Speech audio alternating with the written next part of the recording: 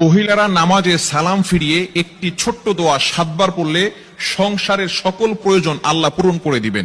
মনে রাখবেন, আমাদের মা বোনরা যারা আছেন তারা অনেকেই কিন্তু সংসারের ভিতরে সুখ চান, শান্তি চান, এবং বিশেষ করে অনেক সময় স্বামীর অবস্থা খুব ভালো থাকে না।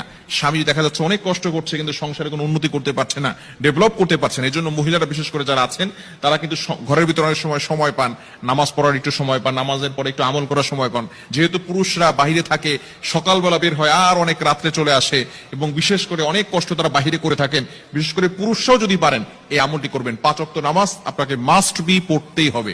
যদি আপনি সংসারের ভিতরে সুখ চান, শান্তি চান এবং প্রয়োজন হাজতগুলো পূরণ করতে চান, তাহলে অবশ্যই 5 ওয়াক্ত নামাজ আপনাকে মাস্ট বি পড়তে হবে। নামাজ ছাড়া আপনি সংসারের ভিতরে কখনো কোশ্চিন কালেও আপনি কিন্তু সুখ এবং শান্তি আনতে পারবেন না।